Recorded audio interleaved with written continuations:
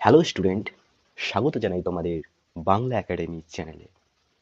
আজকে আমাদের আলোচনার বিষয় কবিগুরু রবীন্দ্রনাথ ঠাকুরের লেখা আফ্রিকা কবিতাটি। এই ছবির মধ্যে তোমরা যাকে দেখছো, ইনিই হচ্ছেন কবিগুরু রবীন্দ্রনাথ ঠাকুর, আর এরই লেখা হচ্ছে আফ্রিকা কবিতাটি, যেটা আমাদের দশম শ্রেণীর পাঠ্য। এছাড়াও বিভিন্ন বিশ্ববিদ্যালয়েরও সিলেবাসের অন্তর্ভুক্ত রয়েছে। এই কবিতাটা তোমরা অনেকেই বুঝতে পারো না।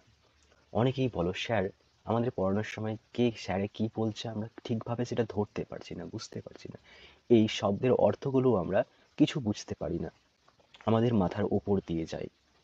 তো তোমাদের কিচ্ছু ভাবতে হবে না, তোমাদের জন্য একটি সহজ সরল ভিডিও নিয়ে চলে এসেছি আমি এই ক্লাসের মধ্যে দিয়ে।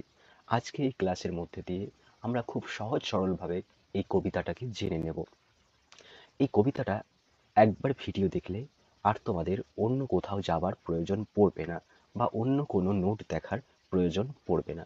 আমরা সমস্তটাই এই কবিতার মধ্যে দিয়েই জেনে নেব। প্রথমে আমরা আলোচনা করব সারাংশটা, তারপরে আমরা আলোচনা করব প্রশ্ন উত্তর নিয়ে, তারপরে শব্দ উত্তরগুলো নিয়ে আমরা আলোচনা করব। তো আগে আমরা বলেছিলাম সব থেকে সর্বপ্রথম আলোচনা করতে হবে যেটা আমাদের কবির সম্বন্ধে। আমরা প্রথমেই বলেছিলাম তোমাদের যে কবিতাকে যদি আমরা পড়তে চাই বা বুঝতে চাই, আত্মস্থ করতে চাই, নিজের মনের মধ্যে গেঁথে নিতে চাই, তাহলে কবি সম্বন্ধে জ্ঞান জানা আমাদের অত্যন্ত প্রয়োজন।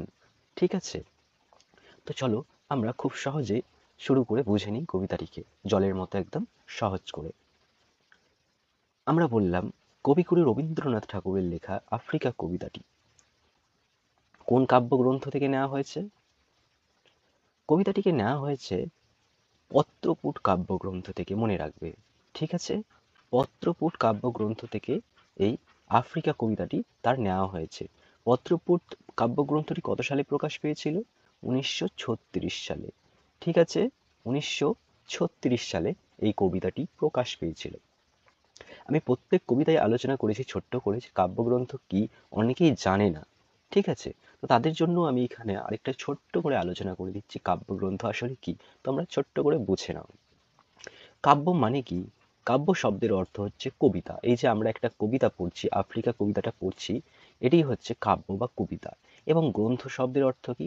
গ্রন্থ মানে বই, একটা বই। তাহলে কাব্যগ্রন্থ মানে কি হলো? দুটো মিলে দাঁড়ালো কাব্যের বই, মানে কবিতার বই। এই কবিতার বই কিরকম হবে?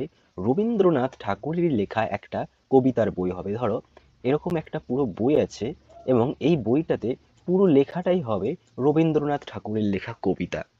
সেখানে আর গল্প থাকবে না, উপন্যাস থাকবে না, কিচ্ছু থাকবে না। আমাদের হাতের কাছে এখন যে বাংলা বইটি রয়েছে, তার মধ্যে আমরা কি দেখি? কয়েকটা কবিতা দেখি, কয়েকটা গল্প দেখি, কয়েকটা প্রবন্ধ দেখি, তাই তো? কিন্তু আমরা এই কবিতার বইয়ে শুধু কবিতাই দেখব, এবং সেই কবিতাটা হবে একজন লেখকেরই লেখা। যদি রবীন্দ্রনাথ ঠাকুরের কবিতা হয়, তাহলে সেই বইটা পুরোটাই রবীন্দ্রনাথ ঠাকুরের লেখার বই হবে, আর আমরা সেটাকেই বলবো একটা কাব্যগ্রন্থ। তো রবীন্দ্রনাথ ঠাকুরেরই এরকম একটি কাব্যগ্রন্থের নাম হচ্ছে পত্রপুট, মানে কবিতার বইয়ের নাম হচ্ছে পত্রপুট, যেটা 1936 সালে তিনি প্রকাশ করেছিলেন, বার করেছিলেন। ঠিক আছে, তো এইটা আমাদের মনে রাখতে হবে যে আফ্রিকা, যদি প্রশ্ন আসে আফ্রিকা কবিতাটি কোন কাব্যগ্রন্থ থেকে নেওয়া হয়েছে, তাহলে কি বলবে? পত্রপুট কাব্যগ্রন্থ থেকে। আফ্রিকা কবিতাটি যে পত্রপুট কাব্যগ্রন্থ থেকে নেওয়া হয়েছে, সেটি কত সালে প্রকাশিত হয়েছিল? তখন আমরা বলবো 1936 সালে। ঠিক আছে, চলো এরপরে আমরা জেনে নেব খুব সাধারণভাবে লেখক সম্বন্ধে একটা ধারণা। কারণ আমরা প্রথমেই বলেছি কবিতা পড়তে গেলে বা কবিতাকে বুঝতে গেলে আমাদের প্রথমেই বুঝতে হবে কবির সম্বন্ধে একটা জ্ঞান জানা দরকার। আমরা রবীন্দ্রনাথ ঠাকুরকে প্রধানত সবাই জানি, সবাই চিনি, ছোট থেকেই আমরা জেনে আসছি, পড়ে আসছি রবীন্দ্রনাথ ঠাকুরের লেখা কবিতা, গল্প বিভিন্ন রকম। আমরা সেই ছোট্টবেলা থেকে সহজ পাঠ থেকেই তার লেখা শুরু করেছি, তার লেখাপড়া শুরু করেছি, তাই তো? তাহলে জেনে নিই চলো, কবিগুরু রবীন্দ্রনাথ ঠাকুর কেন বলা হচ্ছে তাকে বিশ্বকবি, কেন বলা হয় জানো? তিনি সারা বিশ্ব জুড়ে ছেয়ে রয়েছেন, মানে তিনি সারা বিশ্বে তার নাম রয়েছে, তার কবিতা, তার লেখার গোটা বিশ্বে রয়েছে তার, ওই জন্য তাকে বলা হয় বিশ্বকবি। তিনি জন্মগ্রহণ করেছিলেন কত সালে? 1861 সালে। ঠিক আছে, আর তিনি মারা যান 1941 সালে। জন্ম হয় কোথায় তার? কলকাতার জোড়াসাঁকোর ঠাকুর বাড়িতে। কলকাতায় জোড়াসাঁকো বলে একটি জায়গা আছে, সেই জোড়াসাঁকোর ঠাকুর বাড়িতেই তার জন্ম হয়েছিল। আর তিনি বড় সময়ে বেশিরভাগ সময়টি তিনি কোথায় কাটিয়েছেন বলো তো? শান্তিনিকেতনের বিশ্বভারতীতে, ঠিক আছে? এটা আমরা শান্তিনিকেতন বলে চিনি, এখন বিশ্বভারতী বিশ্ববিদ্যালয় বলে আমরা জানি। সেই জায়গাটা তিনি বড় অবস্থায় কাটিয়েছেন, আর ছোটবেলাটা তার কেটেছিল পুরোটাই সময় জোড়াসাঁকো ঠাকুর বাড়িতে, ঠিক আছে? অল্প বয়স থেকেই ঠাকুরবাড়ি থেকে প্রকাশিত ভারতী ও বালক পত্রিকায় তিনি নিয়মিত লিখতেন। এই দেখো, কোন পত্রিকায়? ভারতী পত্রিকায় আর বালক পত্রিকায়। তাহলে যদি প্রশ্ন আসে, অল্প আরো তিনি কিন্তু বড় হয়ে আরো বিভিন্ন পত্রিকায় লেখালেখি করেছেন, ঠিক আছে? কিন্তু এটা কখন বলছে? অল্প বয়স থেকে, মানে যখন তার ছোট্ট বয়স ছিল তখন থেকে তিনি লেখালেখি তো শুরু করেছিলেন। তো তখন যেই পত্রিকায় প্রকাশগুলো পেয়েছিল তার লেখাগুলো, সেগুলো ছিল মূলত ভারতী আর বালক পত্রিকা, মনে রাখবে, ঠিক আছে?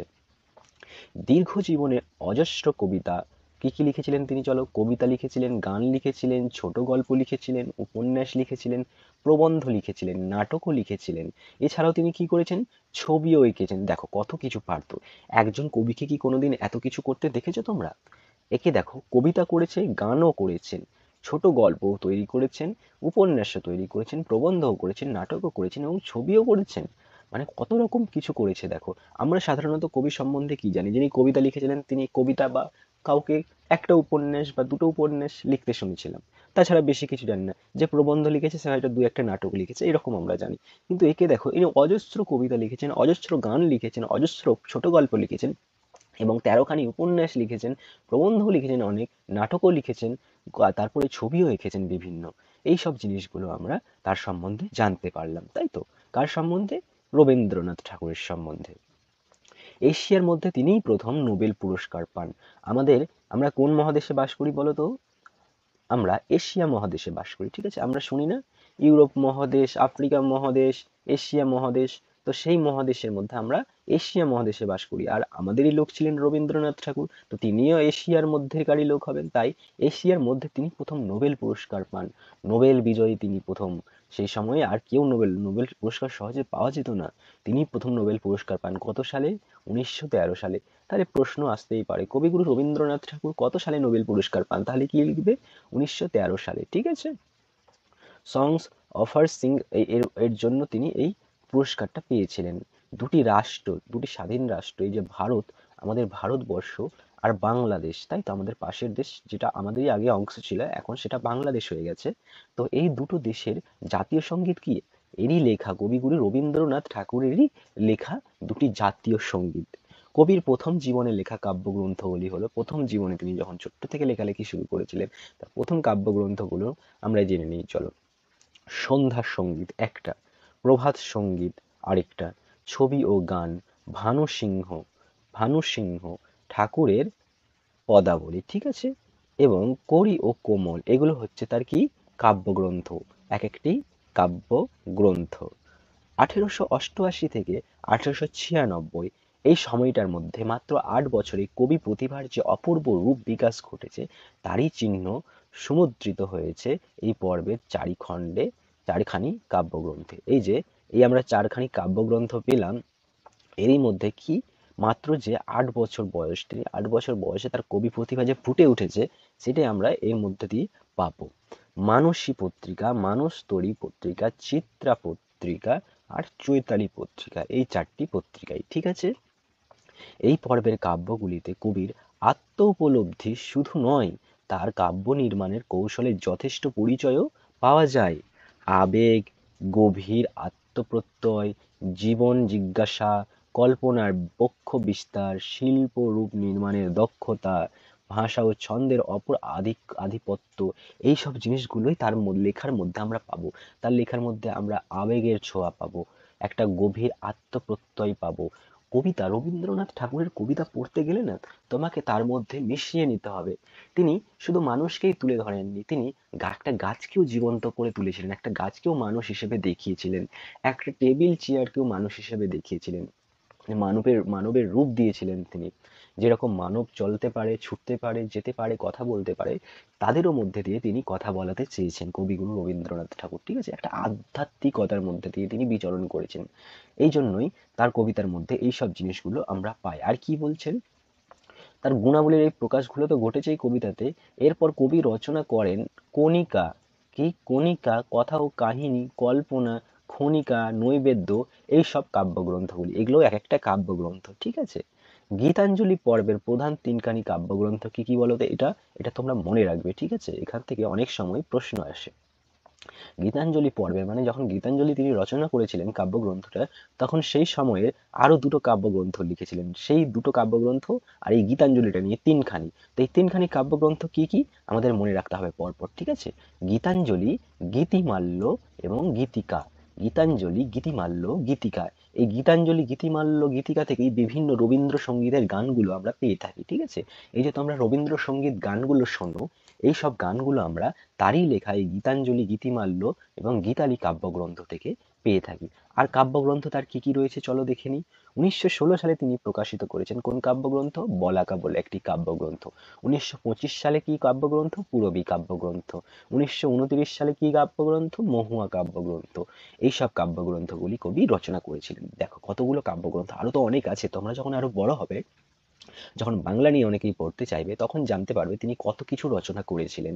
এখন আমাদের অত জানা প্রয়োজন নেই। চলো তারপরে কোন কাব্যগ্রন্থ? পুনশ্চ কাব্যগ্রন্থ থেকে তার রবীন্দ্র কাব্যের শেষ পর্বের শুরু। তার যে এই পুনশ্চ কাব্যগ্রন্থটা রচনা করেছিলেন, এটাই তার শেষ কাব্যগ্রন্থ, ঠিক আছে? তারপরেই তিনি মারা যান, আর রচনা করতে পারেননি। এই পর্বের উল্লেখযোগ্য কাব্যগ্রন্থগুলো কি কি চলো জেনে নিই। শেষ সপ্তক, প্রান্তিক, নবজাতক, সানাই, রোগশয্যায় আর আরোগ্যে, এই সব কাব্যগ্রন্থগুলো তার রয়েছে, ঠিক আছে? তো এই গেল আমাদের কবির সম্বন্ধে একটি সাধারণ ধারণা। এরপরে আমাদেরকে কি জানতে হবে? এরপরে আমরা চলে আসব সরাসরি কবিতার মধ্যে, ঠিক আছে? এখানেই আমরা দেখতে পাচ্ছি রবীন্দ্রনাথের আফ্রিকা কবিতাটি। আচ্ছা, আফ্রিকা দেখে, নামটি দেখে তোমাদের কি মনে হচ্ছে? এই আফ্রিকা নামটা দেখে তোমাদের কি মনে হচ্ছে? আফ্রিকা আমরা নাম শুনেছি তো। আমরা আজকাল বিভিন্ন খেলা, ক্রিকেট খেলায় আমরা জানতে পারি যে আজকে আফ্রিকার সাথে ইন্ডিয়ার খেলা রয়েছে। আমরা জানতে পারি তো এরকম।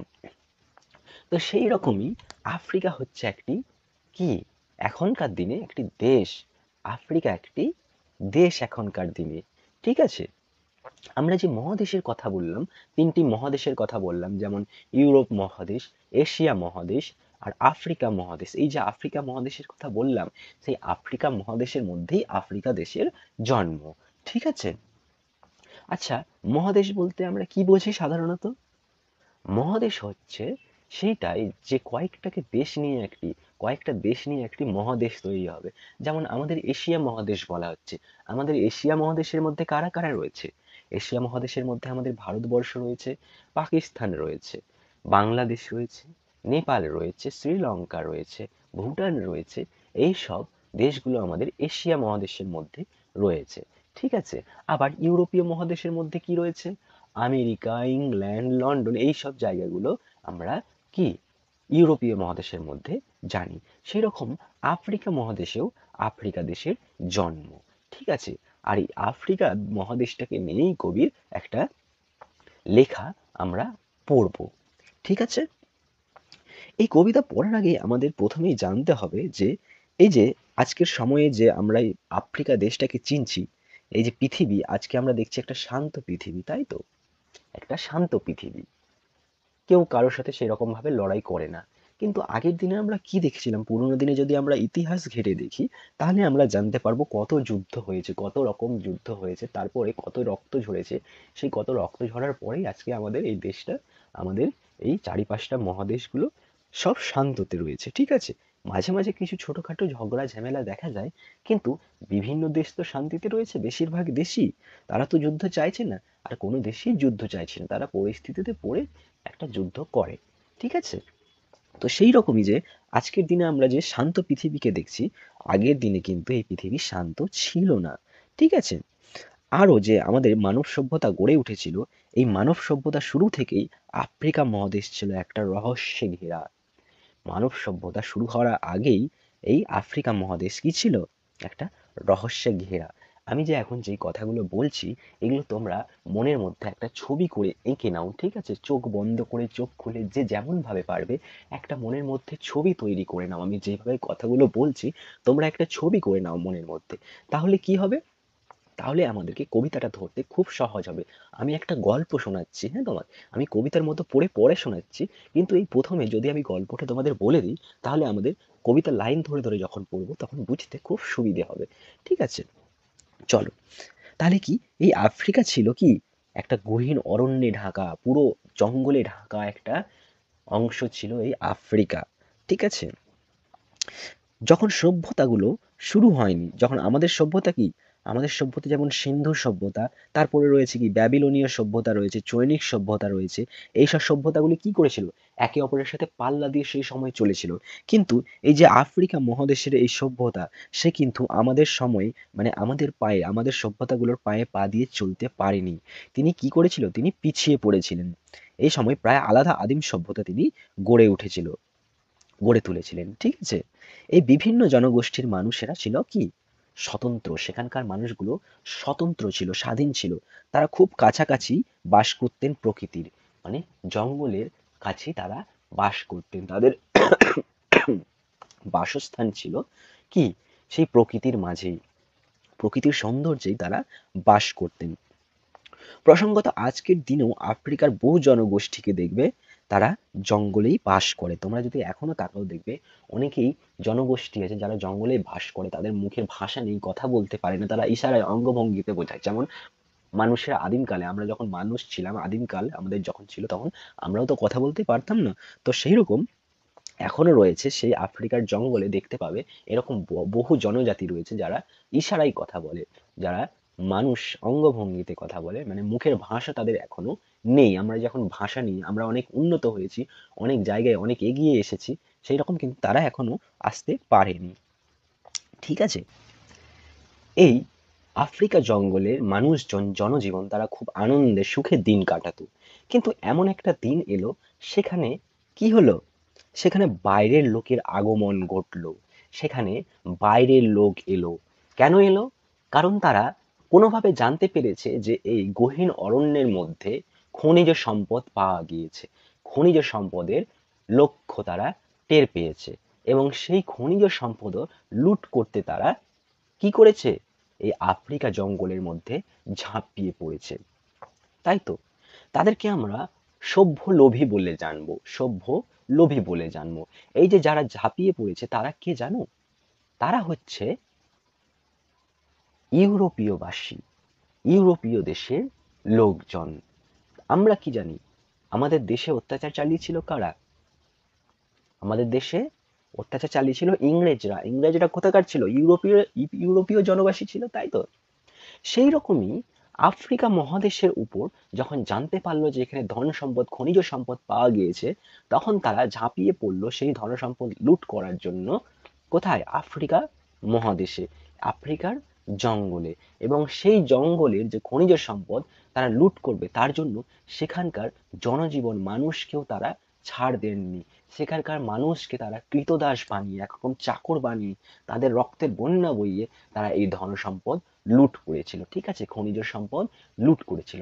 তারা এই প্রকৃতির সৌন্দর্য, এই যে আফ্রিকা মহাদেশের একটা জঙ্গলের সৌন্দর্য, প্রকৃতির সৌন্দর্য, এই সৌন্দর্য তাদের কাছে সৌন্দর্য ছিল না। তাদের কাছে কি সৌন্দর্য ছিল? তাদের কাছে সৌন্দর্য ছিল সেই ঘন জঙ্গলের ভেতরে সেই খনিজ সম্পদটাই ছিল তাদের কাছে আসল সম্পদ। কাদের কাছে? এই ইউরোপীয়দের কাছে, যারা এই ধন সম্পদ লুট করতে এসেছিল, একরকম আমরা বলতে পারি। ঠিক আছে? এই ধনসম্পদ তারা লুট করে যখন চলে গেল, সেই সময়েই কবির মনে জাগলো কি?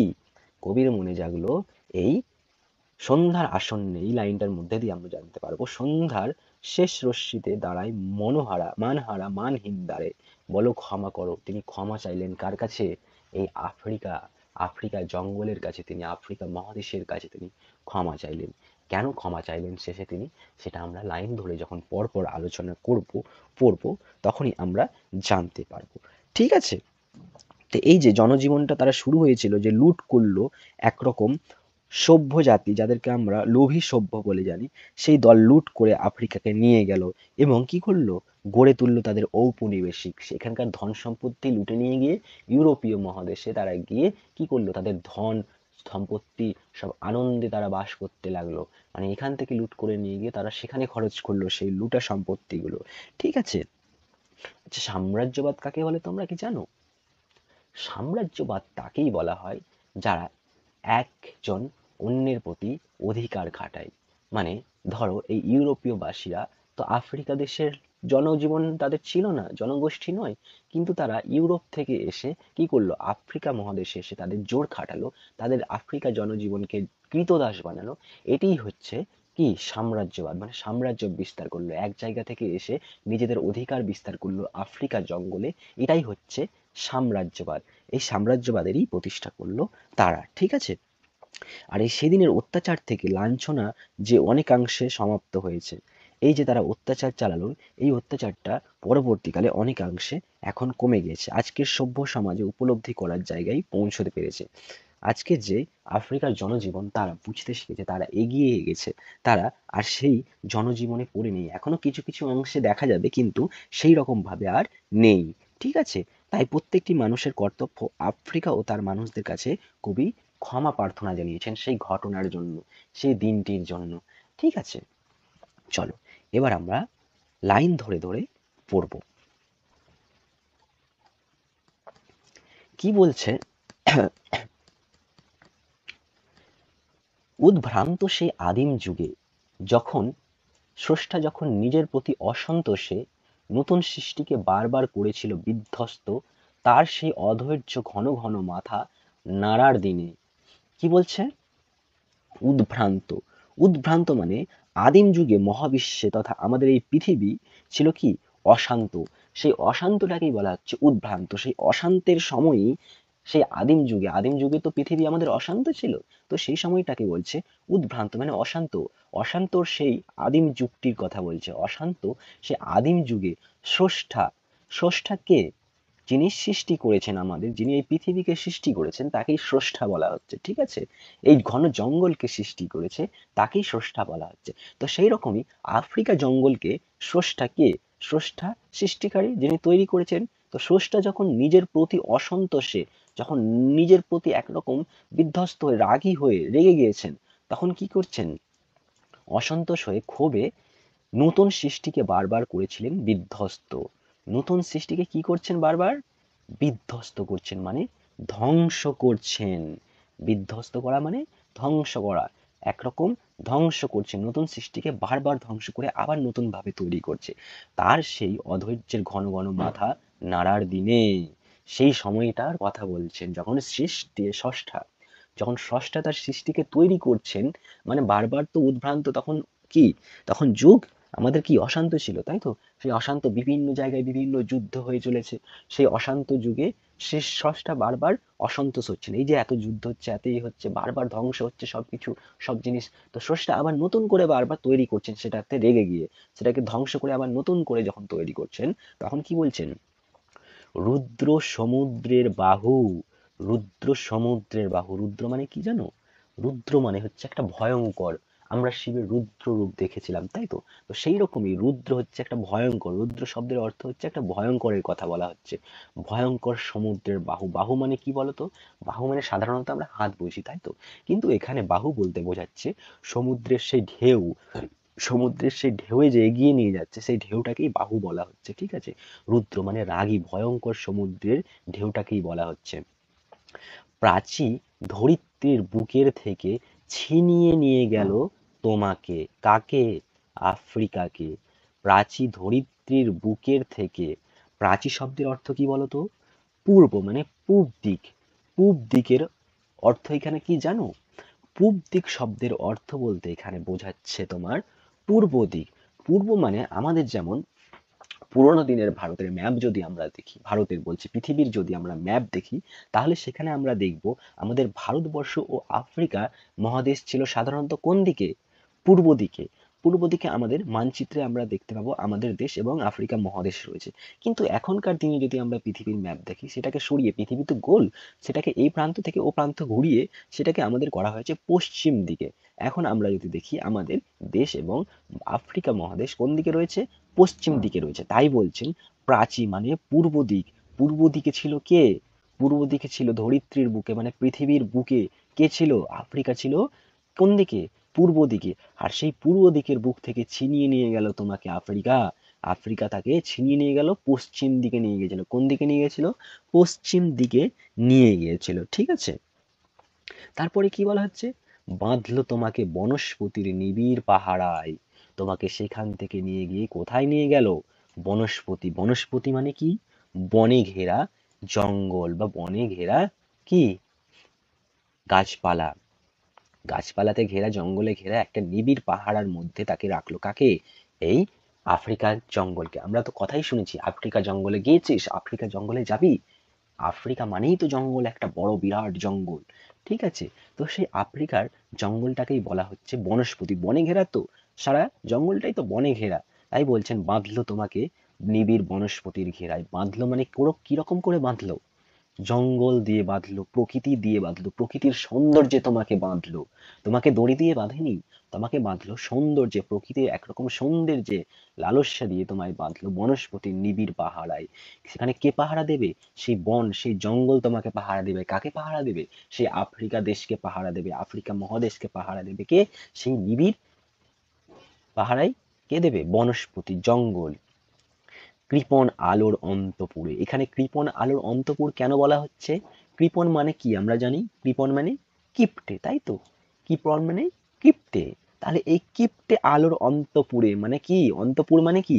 অন্তপুর মানে বাড়ির ভেতর, মানে বাড়ির ভেতরটাকে বলা হচ্ছে অন্তপুর। আর কৃপণ আলোর অন্তপুর মানে আলোটা সেখানে পৌঁছতে পারে না, কিছু কিছু জায়গা দিয়ে হয়তো টুকটাক ফুকফাকি জায়গা দিয়ে হয়তো কোনো আলো ঢোকে, একটু ছোঁয়া ঢোকে, কিন্তু সেই জঙ্গলের মধ্যে আলো ঢুকতে পারে না। আফ্রিকা জঙ্গল বিরাট বড় জঙ্গল তো, একটা বন দিয়ে ঘেরা, সারা বিরাট বহু বহু গাছ রয়েছে অনেক রকম, এবং অনেক গাছে ঘেরা রয়েছে সেই জঙ্গলটা। সারা জঙ্গলই ছেয়ে গিয়েছে গাছপালাতে। এবং সেই সূর্যের আলোটাকে কি করছে? সূর্যের আলোটাকে গাছেরাই ঢেকে নিচ্ছে। সেই আলো আর ভেতরে পৌঁছতে দিচ্ছে না, সেই বনে পৌঁছতে দিচ্ছে না। তো সেই বনটা কি হয়ে আছে? ঘন অন্ধকারে ঢুকে আছে, তাই তো? তাই বলছেন সেই কৃপণ আলোর অন্তপুরে, মানে তোমার ঘরে আলো পৌঁছতে পারে না, মানে সেই আফ্রিকার ভেতরে জঙ্গলের ভেতরটাতে আলো পৌঁছতে পারে না, তাই বলছে কৃপণ আলোর অন্তপুরে। ঠিক আছে, তারপরে আমরা চলে যাব, চলো পরের লাইনে। কি বলা হচ্ছে?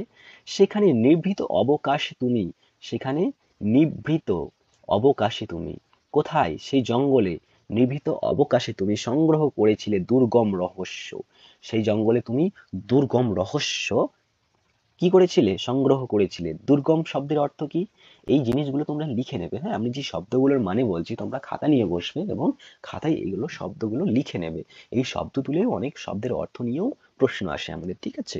তো যেই শব্দগুলো ভীষণ কঠিন এবং সাধারণ কঠিন, সেই শব্দগুলো আমি তোমাদের কাছে ভেঙে ভেঙে তুলবো।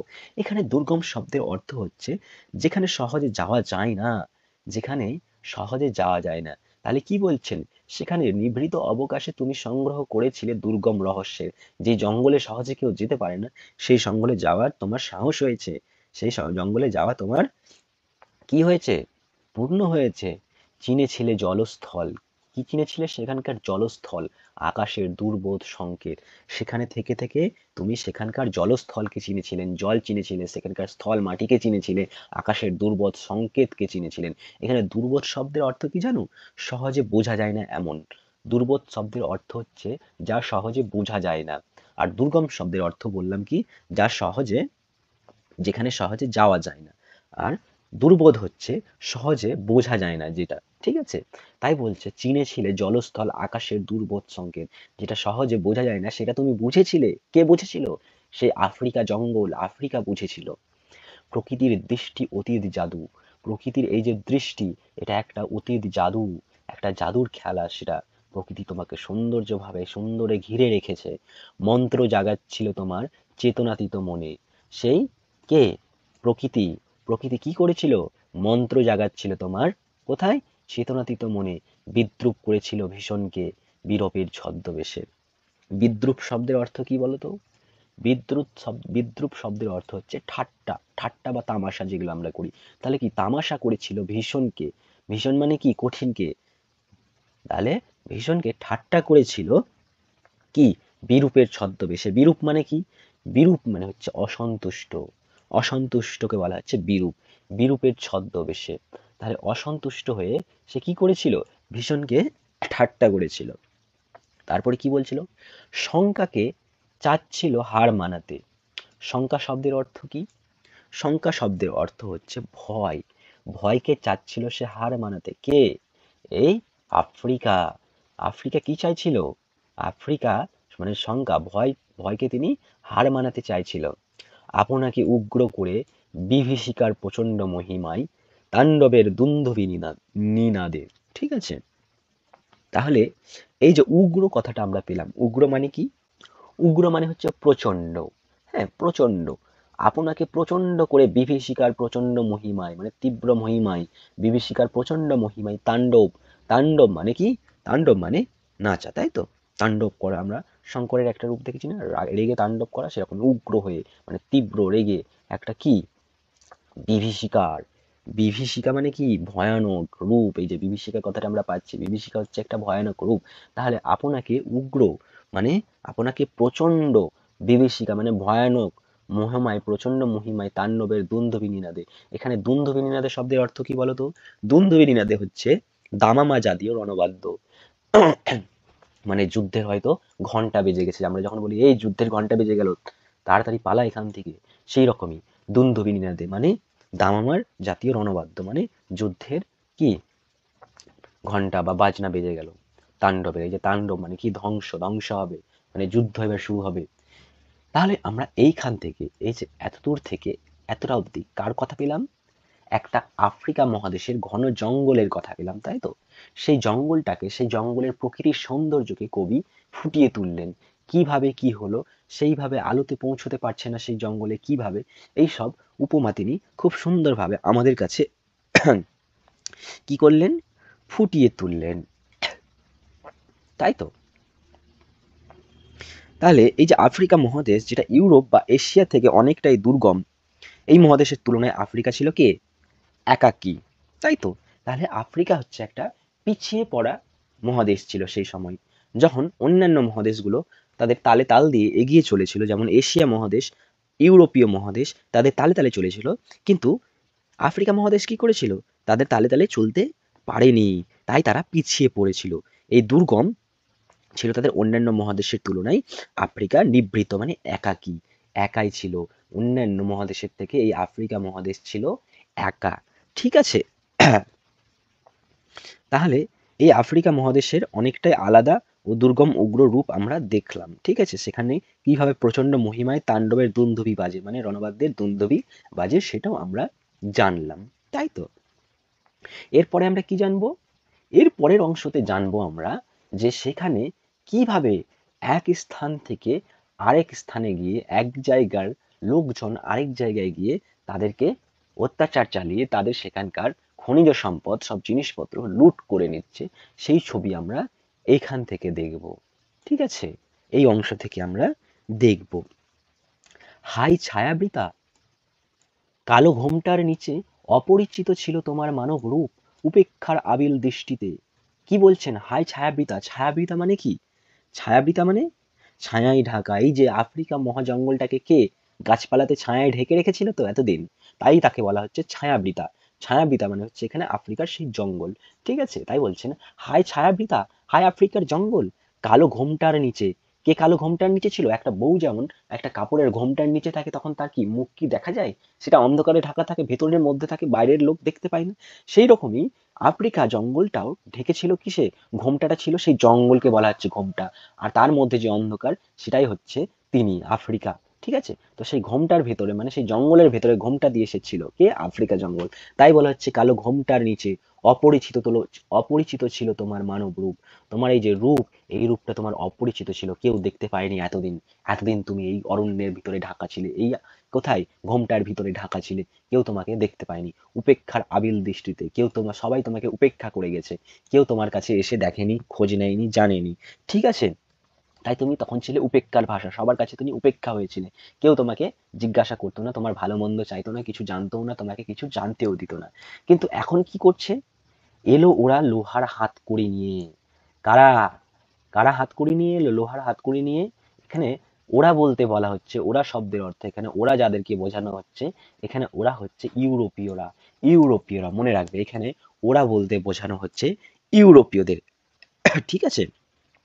তাহলে আফ্রিকা বহুদিন তথাকথিত সভ্য জগতের অপরিচিত ছিল, এবং সেখানকার জনগোষ্ঠী কি ছিল? রাজনীতি সভ্য মানুষের থেকে অনেকটাই আলাদা। সেখানকার মানুষজন রাজনীতি বুঝতো না। সেই আফ্রিকার জনজীবনে মানুষজন তো সব জঙ্গলি হিসেবে থাকতো। জনজীবন তো তাদের ছিল জঙ্গলে বাস করা।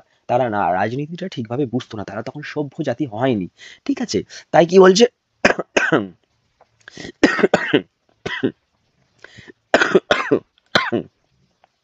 তাই বলা হচ্ছে এখানকার জনগোষ্ঠীর সামাজিক রাজনীতি ছিল সভ্য মানুষদের থেকে অনেকটাই আলাদা। তাই ঔপনিবেশিকরা যখন আফ্রিকায় এলো তারা ওই আদিবাসীদের সম্পূর্ণ উপেক্ষা করলো। ঔপনিবেশিক কাদেরকে বলা হচ্ছে? ইউরোপীয়দের। এই ইউরোপীয়রা যখন হাতকড়ি নিয়ে এলো, কোথায় এলো? এই জঙ্গলের মধ্যে এলো, এই আফ্রিকা জঙ্গলের মধ্যে দিয়ে এলো, তখন সেখানকার মানুষদের তারা উপেক্ষা করলো। সেখানকার মানুষকে তারা জানলো না, জিজ্ঞাসা করলো না, নিজেদের অংশ বলেই তারা ঝাঁপিয়ে পড়লো সেই জঙ্গলে। কিরকম ভাবে ঝাঁপিয়ে পড়লো? নখ যাদের তীক্ষ্ণ তোমার নেকড়ের চেয়ে, যাদের নখ আমাদের এই হাতের নখ যেমন, সেই রকমই বলছে হাতের নখ যাদের তীক্ষ্ণ, কার চেয়ে তীক্ষ্ণ? নেকড়ের চেয়ে। নেকড়ে মানে কোন নেকড়ে? নেকড়ে মানে বাঘ। চিতে বাঘকে আমরা নেকড়ে বাঘ বলি, তাই তো? চিতা বাঘেরই একটা অংশ হচ্ছে নেকড়ে বাঘ। তো সেই নেকড়ে বাঘেরই কথা বলা হচ্ছে, তার যেমন মুখের ধারালো তীক্ষ্ণ অংশ, তীক্ষ্ণ মানে ধারালো, তীক্ষ্ণ অংশ, তার থেকেও তীক্ষ্ণ ছিল এই ইউরোপীয় ঔপনিবেশিকদের হাতের নখ। আর তারা কি করলো? এলো মানুষ ধরার দল। এলো তারা, এলো মানুষ ধরার দল। কারা? ইউরোপীয়রা। একরকম সাম্রাজ্যবাদ স্থাপন করতে চাইলো, এসে তাদের প্রতি অধিকার খাটাতে লাগলো। এখানে এসে কাদের? আফ্রিকার জঙ্গলে এসে আফ্রিকার জনমানুষদের প্রতি তারা একটা আধিকারপত্য খাটাতে লাগলো। ঠিক আছে? আধিপত্য, অধিকার খাটাতে লাগলো। আর এই অধিকার খাটানোটাকেই আমরা বলি সাম্রাজ্যবাদ। ঠিক আছে? তাহলে কি বলছে? এলো মানুষ ধরার দল, গর্বে যারা অন্ধ তোমার সূর্যহারা অরণ্যের চেয়ে। সেই মানুষ ধরার দলটাকে কি রকম ভাবে উপহাস করা হচ্ছে দেখো। গর্বে যারা অন্ধ, যারা নিজেদের গর্ব করে যে আমরা এগিয়ে যাওয়া মানুষ, আমরা অনেকটাই এগিয়ে গেছি, আমরা সভ্য মানুষ, যাদেরকে নিজের সভ্য বলে পরিচয় দেয়, তারা এখন অন্ধ। কি রকম ভাবে অন্ধ? তোমার সূর্যহারা অরণ্যের মতো। সূর্যহারা অরণ্যের মতো মানে কি? তোমার জঙ্গল যেমন, এই আফ্রিকা জঙ্গল যেমন সূর্যের আলো পায়নি, মানে গাছেরাই উপর থেকে ঢেকে দিয়েছে, সেই রকমই এরা, এই যে ইংরেজরা বা ইউরোপীয়রা, যাদেরকে আমরা ইউরোপীয় বলছি, এই যে ইউরোপীয়রা সেই রকমই সূর্যহারা অরণ্যের চেয়ে এরকমই গর্ভে অন্ধ হয়ে আছে তারা। সভ্যের বর্বর লোভ। এখানে সভ্যের বর্বর লোভ বলা হচ্ছে। বর্বর শব্দের অর্থ কি জানো? বর্বর বলা হচ্ছে অসভ্য যারা। সভ্যের, তারা তো নিজেদেরকে সভ্য বলে দাবি করে, কিন্তু তারা সভ্য না, তারা আসলে অসভ্য। তাই বলছেন এই সভ্যের অসভ্য লোভ, মানে এই সভ্য মানুষদের অসভ্য বর্বর যে লোভ, সেই লোভটা কি করলো? সেই লোভটা নগ্ন করলো আপন নির্লজ্জ অমানুষতা। সেই লোভটাই নগ্ন করলো কাকে? আপন মানে আফ্রিকার জঙ্গলের কথা বলা হচ্ছে, আফ্রিকার নির্লজ্জ অমানুষকতা। এই লাইনটা ভালো করে এখানে বোঝো জায়গাটা, ঠিক আছে? এখানে বলা হচ্ছে ঔপনিবেশিকরা যখন আফ্রিকায় এলো, তাই তো? মানে ইউরোপীয়রা যখন আফ্রিকায় এলো, তারা এই আদিবাসীদের সম্পূর্ণ উপেক্ষা করলো, আমরা জানি, তাই তো? শুধু তাই নয়, এখান থেকে বহু আদিবাসীদের তারা নিয়ে কি করলো? কৃতদাস হিসেবে নিয়ে গিয়ে বন্দি করলো। মানে চাকর হিসেবে নিয়ে গিয়ে তাদের সেখানকার মানুষজনকে, একে তো তাদের দেশেই যাচ্ছে তাদের ধন সম্পদ লুট করতে, আবার সেখানকার মানুষজনকেই কি করলো? বন্দি করলো। কিভাবে? কৃতদাস করে, মানে চাকর করে, একরকম চাকর করে তাদেরকে বন্দি করলো। আমরা জানি নেকড়ের একটা অত্যন্ত সুচতুর হিংস্র শিকারী প্রাণী। আর এই রকমই শিকারী হচ্ছে এই ইউরোপীয় ঔপনিবেশিক মানুষজনরা। ঠিক আছে? তাই বলছেন কবি, কি বলছেন? কবি বলছেন বাইরে থেকে যে এরা এলো সভ্য মানুষের নেকড়ের থেকেও হিংস্র, যারা নির্লজ্জের মতো মানুষ শিকার করেছে। এই যে এখানকার মানুষদের তারা শিকার করলো, এই আফ্রিকার মানুষদের তারা নির্লজ্জভাবে শিকার করলো। কবি তারা আরও বলেছেন, কিভাবে বলেছেন? এই সভ্য মানুষদের দল সভ্যতার গর্ভে অন্ধ হয়ে গেছে, মনুষ্যত্ব বিসর্জন দিয়ে আফ্রিকার সৌন্দর্যকে নগ্ন করে তারা প্রাকৃতিক সম্পদ হরণ করলো। তারা এখন অন্ধ হয়ে গেছে, নিজেদের নিজেদের এতদিন সভ্য বলে জেনেছিল তারা, কিন্তু এই সভ্য মানুষরা আজ অন্ধ হয়ে গেছে। কিভাবে অন্ধ হয়ে গেছে? নিজেদের গর্ভে তারা অন্ধ হয়ে গেছে। তারা আদৌ কিন্তু আজকে আর অসভ্য নেই, এখন হয়ে গেছে তারা অসভ্য। তারা ভাবছে যে আমরা সভ্য, কিন্তু আমরা যদি প্রকৃতপক্ষে তাকাই কিন্তু দেখবো তারা আসলে অসভ্য। মানে তাদের যে রূপ আচরণ তারা করছে সেটা অসভ্যের মতনই তারা করছে। গর্ভে যারা অন্ধ ছিল এতদিন সভ্য বলে, তারা সূর্যেহারা অরণ্যের চেয়েও অসভ্য হয়ে গেছে। সভ্যের এই অসভ্য লোভ, এই যে সভ্য জাতি, এই যে ইউরোপীয় ঔপনিবেশিকদের সভ্য জাতি, তাদের যে অসভ্য রূপ, বর্বর মানে অসভ্য লোভ যে ছিল, সেটা কি করলো? লগ্ন করলো, মানে লুট করলো আপন নির্লজ্জ মনুষ্যতাকে। আফ্রিকার জঙ্গলকে লুট করলো, সেখানকার মানুষজনকে কৃতদাস বানালো। তোমার ভাষাহীন ক্রন্দনে বাষ্পাকুল অরণ্য পথে। তোমার ভাষাহীন অরণ্য, কি বলছেন? ভাষাহীন ক্রন্দনে। কার ভাষাহীন ক্রন্দনে? এই আফ্রিকা জঙ্গলের কথা বলছেন। আফ্রিকা জঙ্গল কি কাঁদতে পারে? আমরা কি শুনতে পাবো সেই কান্নার আওয়াজ? তাই বলছে তার ভাষাহীন, তার ভাষা নেই। তিনি যে কাঁদছে আমরা শুনতে পাচ্ছি না, কিন্তু তিনি কাঁদছেন, সেই জঙ্গল কাঁদছে। তাই বলছেন তোমার ভাষাহীন ক্রন্দনে বাষ্পাকুল অরণ্যে পথে। ক্রন্দন মানে কাঁদছে, বাষ্পাকুল মানে কি? অশ্রুপূর্ব। এই যে অশ্রুটা ঝরে পড়বে তার পূর্ব যে অংশ, যে আগের অংশটা, সেই মুহূর্তটাকে বলা হচ্ছে বাষ্পাকুল মানে অশ্রু ঝরার আগের অংশটাকে বলা হচ্ছে। এই যে কান্না করবে এবার সেই আগের অংশটাকে অরণ্য পথে তিনি দেখতে পাচ্ছেন। তোমার ভাষাহীন ক্রন্দনে বাষ্পাকুল অরণ্য পথে। পঙ্কিল হলো ধূলি তোমার রক্ত অশ্রুতে মিশে। পঙ্কিল মানে কি জানো? পঙ্কিল মানে হচ্ছে কাদা মাখা। কাদা মাখা। কাদা মাখা হলো ধূলি তোমার রক্ত অশ্রুতে মিশে। কার রক্ত অশ্রুতে মিশে? সেই আফ্রিকার রক্ত অশ্রুতে মিশে, বা আফ্রিকার জনজীবন জনগোষ্ঠীর রক্ত অশ্রুতে মিশে কি হলো?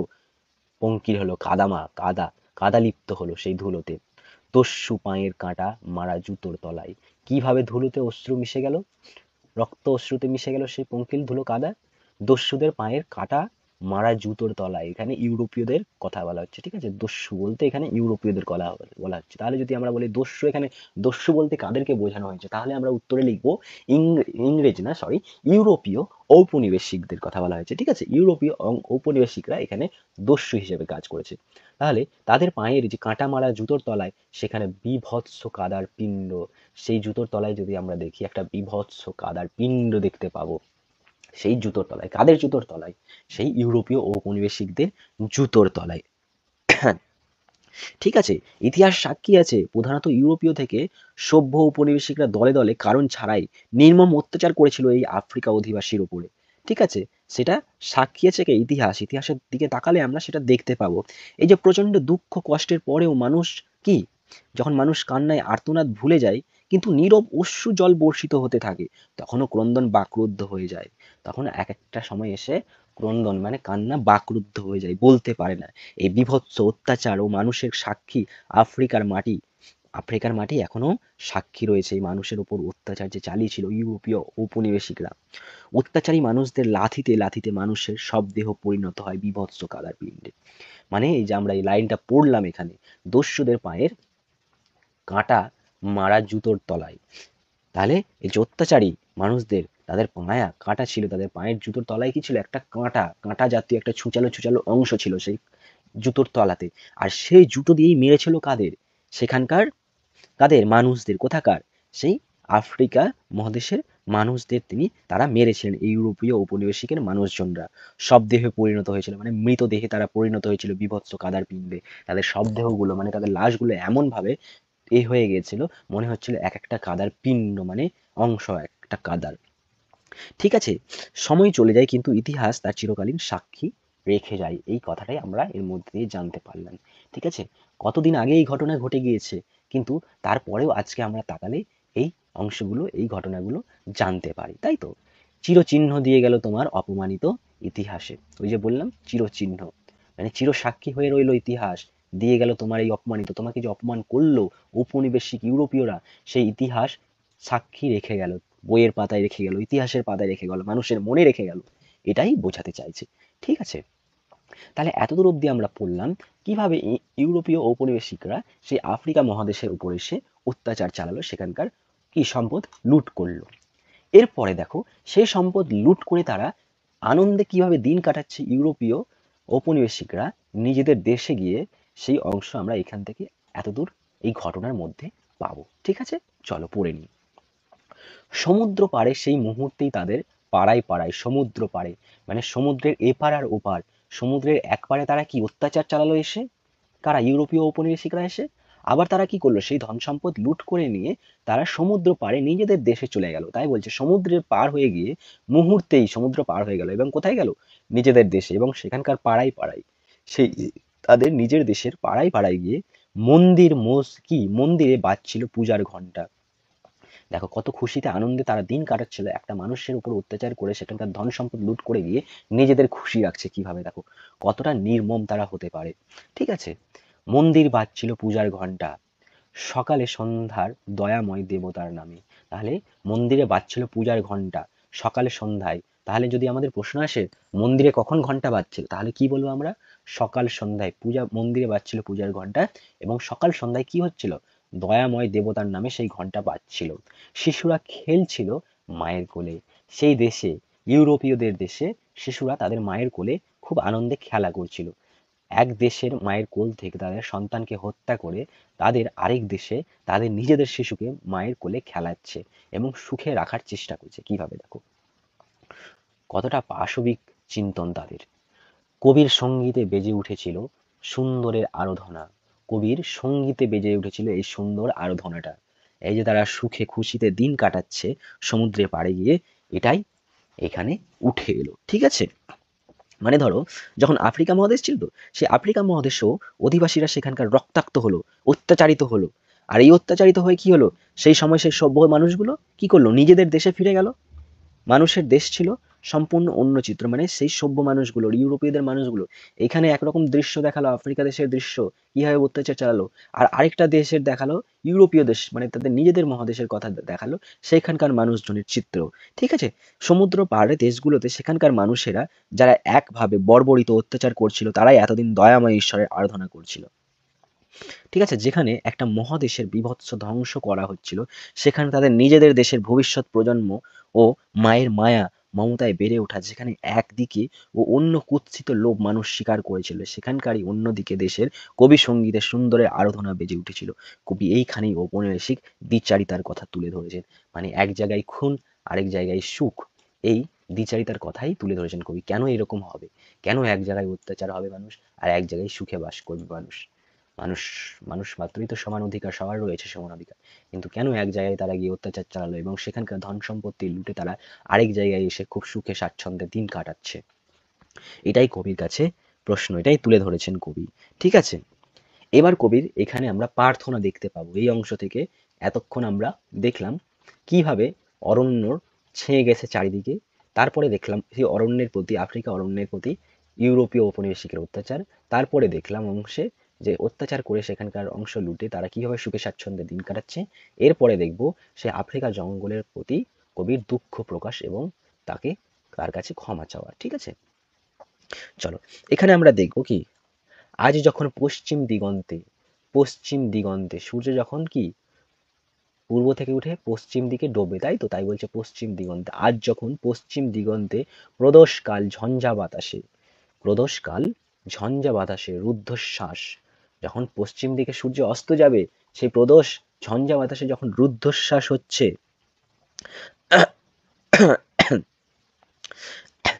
যখন এই দিন, যখন এই সন্ধ্যা কেটে গিয়েছে, এই যে আজ যখন পশ্চিম দিগন্তে, মানে যখন এই কি এর অনেকদিন এই যে ধ্বংস লুট করে তারা নিয়ে গেল এই অংশটার, এবং তারা স্বাচ্ছন্দ্যে দিন কাটালো, এই অংশটা অনেক দিন কেটে গিয়েছে, আর সেই দিন নেই। ঠিক আছে? এর আবার বলছে অনেক দিন পরে, মানে অনেক দিন কেটে গেছে এই ঘটনার, দিন গড়িয়ে সন্ধ্যা এসেছে, মানে পশ্চিম দিগন্তে মানে দিগন্ত যাচ্ছে, সন্ধ্যা নামবে এবার। আজ যখন পশ্চিম দিগন্তে মানে সন্ধ্যায় প্রদোষকাল। ঠিক আছে? প্রদোষকাল মানে সেই সন্ধ্যাকালটাকে প্রদোষকাল বলা হচ্ছে। হ্যাঁ, প্রদোষকাল, প্রদোষকাল মানে সন্ধ্যাকাল। ঠিক আছে? সেই প্রদোষকালে এসে পৌঁছেছে যখন ঝঞ্ঝা বাতাসের রুদ্ধশ্বাস, আজও মানুষের লোভের নিরসন হয়নি। কি বলছেন?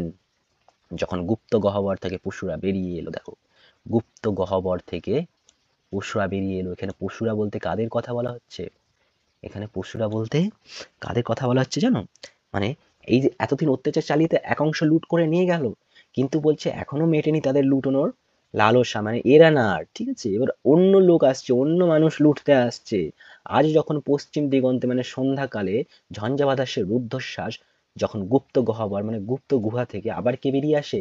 পশুরা বেশ বেরিয়ে আসছে। পশুরা বলতে এখানে অত্যাচারীরা, আবার যারা অত্যাচার করবে, আর আবার যারা তাকে লুট করবে, কাকে? আফ্রিকাকে লুট করবে, আবার তারা বেরিয়ে আসছে।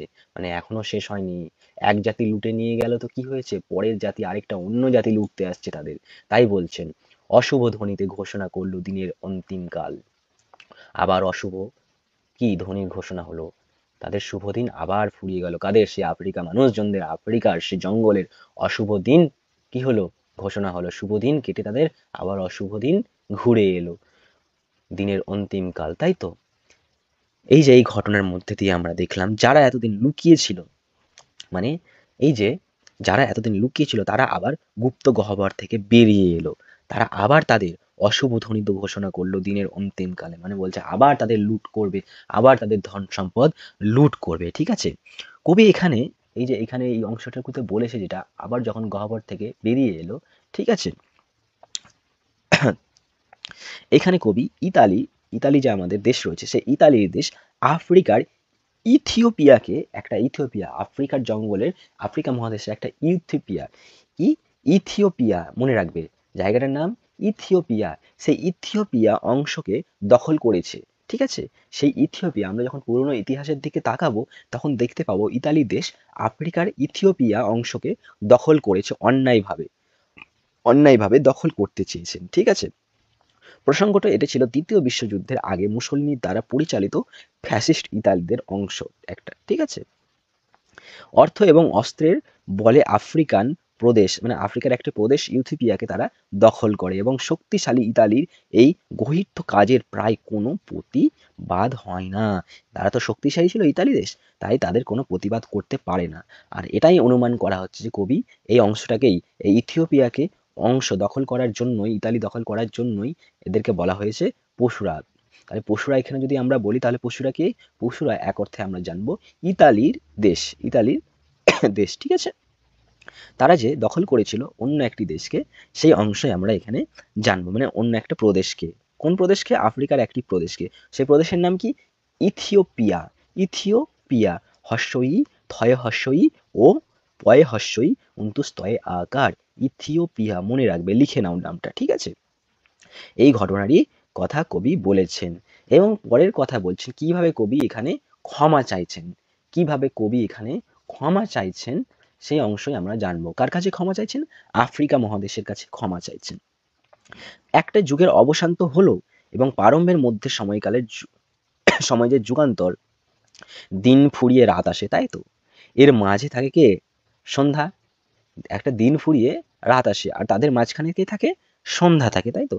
তাই কবি এই সন্ধ্যাকালকেই যুগান্তরের উপমা দিয়েছে। এই যে তিনি এখানে বলেছেন, এসো যুগান্তরের কবি, এসো যুগান্তরের কবি, মানে যুগ যখন অন্ত হচ্ছে এবং নতুন একটা যুগ আসছে, তার মাঝখানের যে অংশ সন্ধ্যাকালটা যেটা আমরা বললাম, সেই মধ্যেকার অংশটাকে বলা হচ্ছে যুগান্তরের কবি।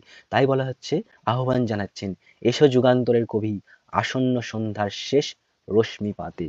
আসন্ন সন্ধ্যার শেষ রশ্মিপাতে, মানে সন্ধ্যাকালে যুগান্তরপাতি উপমা দিচ্ছে এবং বলছেন, অনুমান করছেন যে এই অন্ধকার যুগ তো শেষ হবে এবং নতুন যুগ শুরু হবে। তাই অন্ধকার যুগের শেষ কামনা করে তিনি হিংস্র প্রলাপকে, এই যে তাদের অত্যাচার যে চালিয়েছিল, এই হিংস্র প্রলাপকে উপেক্ষা করে সকল মানুষের ওই মৌনহারা, যিনি, যারা নিজেদের মান হারিয়েছেন, সেই মৌনহারা মানবী অর্থাৎ আফ্রিকার পাশে দাঁড়াতে চেয়েছেন। তিনি অনুরোধ করেছেন, সবাইকে অনুরোধ করেছেন যে আফ্রিকার পাশে দাঁড়াও, এসো যুগান্তরের কবি, আসন্ন সন্ধ্যার শেষ রশ্মিতে দাঁড়াও ওই মানহারা, যিনি নিজের মান সম্মান সব হারিয়েছে। কে হারিয়েছে? আফ্রিকা মহাদেশ। দাঁড়াও ওই মানহারা মানবীর দ্বারে, মানে মানবীর দরজায়, দুয়ারে দাঁড়াও, সেই মানবীর, সেই আফ্রিকা মানবীর দুয়ারে দাঁড়াও, বলো, তাকে গিয়ে বলো ক্ষমা করো, তার কাছে ক্ষমা চাও, একটা আহ্বান জানিয়েছেন ক্ষমা চাওয়ার জন্য। ঠিক আছে, কবি ক্ষমা চাইতে বলছেন।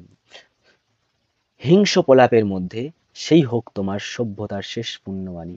এই যে এতক্ষণ হিংস্রর কথা, একটা অত্যাচারের কথা পেলাম, সেই হিংস্র প্রলাপের মধ্যে দিয়ে সেই হোক তোমার সভ্যতার শেষ পুণ্যবাণী, তোমার শেষ পুণ্যবাণী, শেষ কথা সেটাই হোক, ক্ষমা করো আমাকে, ভুল হয়েছে। এটাই কবি বলতে চেয়েছেন। ঠিক আছে, আমরা জানি কি?